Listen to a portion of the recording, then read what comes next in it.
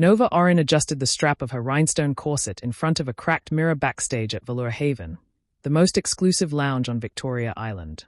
The air reeked faintly of champagne, perfume, and desperation. She dabbed away a smear of lipstick, her reflection showing a face that was tired but unwilling to break. 3 years earlier, Nova had been at the top of her law class at the University of Ibadan, with postgraduate ambitions in London and hopes of landing a prestigious firm in Lagos. But rejection letters piled higher than her unpaid bills. Dreams dissolved into survival. Courtrooms had slipped into clubs, and her law robes became sequined costumes under dim lights. 1 year, she'd promised herself, just 1 year to save enough to start over. But that 1 year had stretched into 3. Oren, you're up in 3, Zeri, the floor manager, called, chewing gum as her eyes stayed fixed on her phone. Big clients tonight. Don't trip. Nova peeked through the velvet curtain, her gaze locking on a figure in the VIP corner. Damien Cole. The name alone stirred whispers. He wore no tie, just a dark suit and a watch heavy enough to silence a room. 2 quiet bodyguards lingered nearby, but no one dared intrude.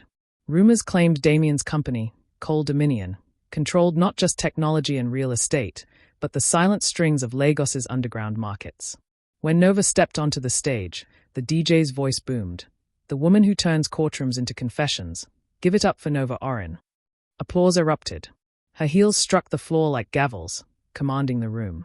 She moved with intention, seductive yet restrained, like a lawyer laying out evidence.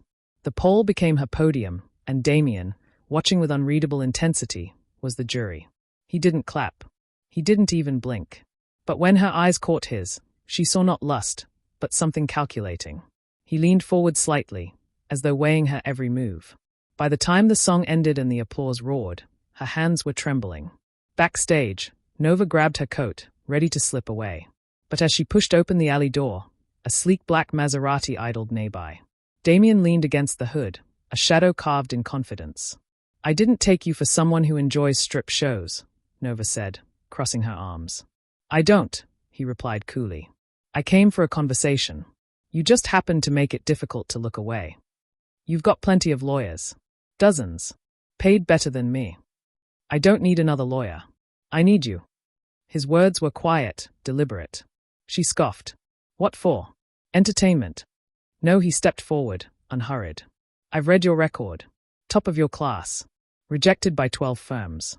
You're not here because you want to be. You're here because you had to be. Her blood chilled. I don't stalk, Damien added, reading her expression. I recruit. And I don't hire people who can be bought. I hire those who can't. He pulled a slim black card from his pocket. No title, no number, just his name. Come to my office. Tomorrow. 11 sharp. Don't be late. Then he slid into the Maserati, the engine purring like a beast before melting into the Lagos night. Nova stared at the card, her heart racing. The city that had buried her dreams had just opened a door she never expected. The skyscraper of Cole Dominion rose above the Lagos skyline like a citadel. Its glass walls shimmered in the morning haze, daring anyone without power to even step inside. Nova Oren smoothed her navy jumpsuit as she exited the cab. It was the only tailored outfit she owned, and even that felt like borrowed confidence. Clutching a duffel bag as if it were armor, she walked through the revolving doors. The receptionist barely glanced up. Miss Oren. Yes. You're expected. Floor 17. Mr. Cole's private suite. Express lift. The word private made her chest tighten. Still, she nodded and entered the sleek glass elevator. As it shot upward, Lagos unraveled below, the chaos of yellow buses, the polished wealth of Banana Island, the ocean shimmering like silver thread. She whispered to herself, what am I doing here? The doors slid open with a soft chime. Silence. No ringing phones, no bustling staff, just polished marble, muted artwork, and a long corridor that led to a figure standing by the floor-to-ceiling windows. Damien Cole. His back was straight, broad shoulders tense, his black shirt sleeves rolled. Come in, he said, without turning. Nova's heels tapped against the floor like warnings as she approached. You're early, Damien added, still watching the city. You told me not to be late. He turned then, and her breath caught. Damien wasn't beautiful in the way of polished actors. He was sharper, every line of his face cut from steel. His eyes, dark and fathomless, seemed to consume light. I like people who listen, he said. I like people who explain why they summon strangers into their glass kingdoms, Nova replied, folding her arms. A faint smirk tugged at his mouth before he moved to a table where a black folder waited. He slid it toward her. Inside were contracts, NDAs, background checks, but tucked neatly among them was a paper she recognized instantly, her law school transcript. Her throat tightened. How did you get this? Information is my currency, Damien said. I know what others overlook. I know where you came from, and I know you don't belong in clubs under neon lights. And what do you want from me? She asked, voice steady. His gaze sharpened. I want you on my inner legal team. Not fetching coffee. Not filing paperwork. I need someone who understands both law and survival. Someone who can bend rules without breaking them. Lagos is a language of legality. I need someone fluent enough to twist it. You're asking me to cover up crimes, Nova said flatly. I'm asking you to manage silence, he corrected. Discretion. Influence. Protection. And if I refuse? You won't. She tilted her chin. You think I'm desperate? No, he said, leaning closer. I think you're hungry. The words pierced. Damien's presence was suffocating and magnetic all at once. I'm not asking you to save me, he continued softly. I'm offering you a chance to save yourself. You're drowning in a city that feeds on broken ambition. I'm handing you a rope. Nova's fingers brushed the pen lying on the folder. For a moment, she hesitated. Then she clicked it once and signed. Not because she trusted him, but because the city had chewed her dreams long enough. The 15th floor of Cole Dominion became Nova's new world. Sleek glass walls, dark wood, and a corner office that felt more like a cage than a workspace. Amora, the discreet assistant assigned to her, handed over a tablet and disappeared without a word. The screen displayed a single file, client #97. Confidential. Internal. No context, no preface, just a signature line waiting at the end. By noon, Nova found herself ushered into a glass-walled chamber with a circular table. Four men in navy suits sat hunched over laptops, their faces tense. Damien entered behind her, calm as ever, black coffee in one hand, laptop in the other. She's not a consultant, he told the room, taking the head seat.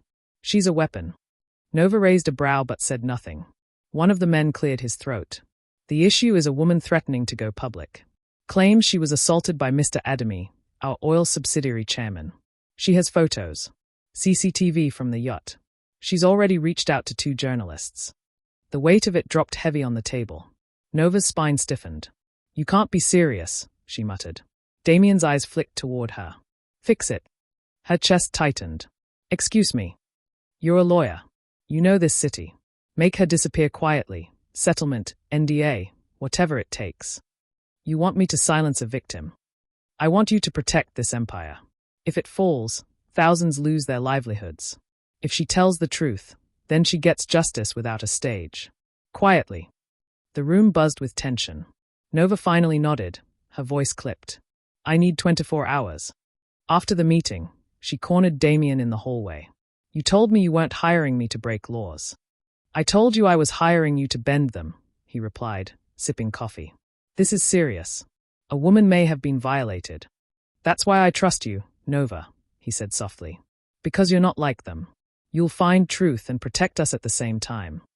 His words felt too polished, too practiced, like manipulation disguised as respect. That evening, Nova sat across from Talia Okoye in a quiet Lekki cafe. Talia was calm, articulate, not the frantic victim described in the files. You're not a journalist, Talia said, sipping her chai. No, I'm a legal analyst. I work for Cole Dominion. Then you're here to shut me up. I'm here to hear the truth. Talia leaned closer. The truth is your chairman is a predator. He cornered me on that yacht. Tried to force himself on me. I escaped, and now I'm the problem. I still have the footage. I just want safety, maybe an apology. Nova's phone buzzed. A message from Amora, relaying Damien's orders. If she plays hard, offer 15 million. If soft, 5 plus an NDA. Nova stared at the screen, then at Talia. What if instead of money, she said carefully, I offered you a platform, a lawyer, a case, real justice. But it will be a war. Talia studied her, then asked, and what happens to you? Nova smiled faintly. I probably lose my job. They both laughed, though the weight of it pressed heavy. Later that night, Nova stormed into Damien's office. I'm not giving her an NDA. His eyes narrowed. Why? Because she doesn't want a payout. She wants dignity. Give me time, and I'll find middle ground. But I won't sell her silence. Damien stepped close, his presence overwhelming. Bravery is dangerous in this world. So is silence, she shot back. Something flickered in his gaze, steel softening, if only for a heartbeat. Fine, he said at last. 48 hours. Don't make me regret it. For the first time, Nova saw a crack in Damien Cole's armor. Beneath the Empire, maybe there was still a man fighting not to be a monster. Nova's heels clicked softly against the pavement outside her modest Sorulir apartment. The night air clung humid and heavy, her mind still replaying Talia's words and Damien's quiet ultimatum. But when she reached her door, her breath caught. It was ajar. She knew she had locked it. She always did. Before she could pull out her phone, a figure stepped from the stairwell shadows. Dressed in black, cap pulled low, the man's stance was menacing. I wouldn't go inside if I were you, he said, voice flat. Nova froze. Who are you? This isn't about you. Walk away. But instinct kicked in. She bolted toward the main road, her pulse pounding. She collided with a solid frame. Strong hands steadied her. Her heart nearly gave out when she looked up. Nova. Damien's voice, calm but taut. He stood in dark jeans, fitted shirt, an earpiece glinting faintly. What? How? Why are you here? She stammered. He didn't answer. His gaze locked on the man emerging from the shadows. Damien's jaw tightened. I warned them, he muttered. Told them she was untouchable. Within seconds, 3 of his guards appeared like wraiths from the SUV parked nearby. The intruder ran, but 2 men tackled him silently. Damien didn't flinch. He simply took Nova by the wrist and guided her toward the car. Wait, she panted. Who was that? What's happening? A message, Damien said grimly, sliding into the driver's seat. Someone testing me. Testing you, or me. Testing what I'm willing to lose to keep you safe. Her blood ran cold. The Lexus cut through the Lagos night, silence thick between them. Finally, she whispered, you've done this before. Handled men like that. Yes. Why? Because in my world, weakness is fatal. She swallowed hard. I didn't ask for this. I know, he said quietly. But you stepped into my world. Now I protect what's mine. Nova turned sharply. I'm not yours. His lips curved faintly. Not yet. The SUV pulled into the gated drive of Damien's Banana Island mansion, a fortress of stone, glass, and steel. Guard dogs prowled behind fences. Cameras blinked like watchful eyes. Inside, the house was cold, marble floors, silent hallways, art in dark tones. He led her to a guest suite overlooking the sea. The room smelled of fresh linen and wood polish, the bed plush, the fireplace unlit but inviting. I'll have your apartment cleaned and secured, Damien said from the doorway. You'll stay here until it's safe. And if I don't want to? He stepped closer, not threatening, but firm. I don't care. You're staying. Frustration surged in her chest. You're overstepping. You're bleeding. She glanced down. A shallow scratch marked her arm, probably from the alley door. Damien approached, lifting her arm with surprising gentleness, inspecting the wound like it was fragile. I'll send someone to clean it, he murmured. You don't have to be brave here. For the first time, Nova saw something different in his eyes. Not calculation. Not strategy. Just concern. I'm not used to being protected, she admitted softly. And I'm not used to protecting anyone, he replied. The silence between them stretched, alive, charged. She should have stepped away, but instead she leaned slightly closer. His gaze dropped to her lips, then rose back to her eyes, conflicted. Nova, he said, voice low, almost like a warning to himself. She stepped back, just one step, but it broke the spell. I'm going to bed. He nodded. I'll have Amora bring you clothes in the morning. As the door closed behind her, Nova leaned against it, her pulse racing. He's dangerous, she told herself. But so am I. Rain whispered against the tall windows of Damien Cole's mansion, the sound a soft percussion that filled the silence. Nova Oren padded into the kitchen in an oversized hoodie Amora had left for her. The digital clock read 3:14 a.m. Sleep had abandoned her. Her body still buzzed from the alley ambush and the suffocating closeness of Damien's world. She poured pineapple juice into a glass, leaning against the marble counter. You should try hibiscus instead, a voice said behind her. Less sugar. Stronger kick. She spun. Damien stood shirtless in the doorway, sweatpants hanging low on his hips, a glass of whiskey in one hand. Muscles caught the dim light, but what struck her more was the exhaustion in his eyes. "I didn't hear you," she whispered. "I didn't want to be heard." He stepped closer, took the juice from her hand, replaced it with a crimson glass. "Told you." She sipped, the tang sharp, bracing, like him. For a moment they stood in silence, something electric hanging unspoken between them. "Can't sleep?" he asked. "Not after everything." He nodded. "Sleep is for the innocent." "When did you stop being innocent?"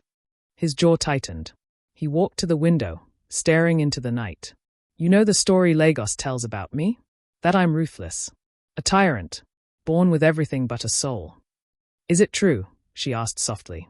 "No," his voice cracked, "but it used to be." He told her then, of his father, brutal and merciless, of nights filled with silence broken only by his mother's tears. At 16, Damien had been given a choice: take the empire or be buried under it. "I chose survival," he said, eyes dark. "I don't trust. I don't love. Everything I have, I killed pieces of myself to get. And I never regretted it, until now." Her chest ached. Slowly, she placed her hand on his chest, feeling the thunder of his heart. "I don't want to fix you," she whispered. "I know, but I don't want to lose you either." He covered her hand with his. Their lips met, tentative at first, then deeper, unraveling armor both had worn too long. When he finally pulled back, his breath was ragged. "Nova." She understood. Without another word, she left the kitchen, her pulse frantic not from fear, but from everything it meant. The days that followed blurred into battles. A shipping partner accused Cole Dominion of fraud, and Damien's once-trusted legal lead, Celine Adeyemi, emerged as the saboteur. Nova uncovered proof, emails, signatures, transfers, and confronted Celine in the vault. Celine hissed venom about power and ambition, but Nova held her ground. She walked out with evidence, leaving Celine's fury boiling in silence. Later, by the pool, Nova handed the files to Damien. "She betrayed you." His gaze didn't fall on the papers but on her. "And you never stopped surprising me." They kissed again that night, this time with no hesitation, only heat and the desperate clarity of two people finally colliding. But with passion came danger. Nova drafted her resignation more than once, torn between the man who consumed her and the independence she craved. When she finally descended the grand staircase with her bag packed, the staff watched in silence. Damien's voice stopped her. "Don't go." His eyes were red-rimmed, raw in a way she had never seen. "I can't breathe here anymore," she whispered. "I'm losing myself." "Then take everything," he said. "The title, the company, my world. Just don't leave." Tears stung her eyes. "You don't need me." "You're wrong. You're the only thing that keeps me grounded." His hands cupped her face. "When everything slips, you're the only thing I can hold." Her heart wavered. "I need to remember who I was before you." He swallowed hard, nodded slowly. "Promise me one thing, don't disappear. If you need space, take it. If you need time, have it. But don't vanish, Nova." "I won't," she said, voice breaking. And so she left. Yet hours later, soaked from the rain, she returned. Standing in his doorway, breathless, she confessed, "You didn't just give me work. You gave me reason. But I want us to be real. No more empires built on silence." For the first time, Damien's eyes filled with something unguarded. Hope. When they finally fell into each other's arms that night, it wasn't possession. It wasn't conquest. It was surrender. Two people scarred by a city's cruelty, daring to imagine something honest. And as dawn broke over Lagos, Nova knew her life had changed forever. Not because Damien Cole had chosen her, but because she had chosen herself, and in doing so, had found him too.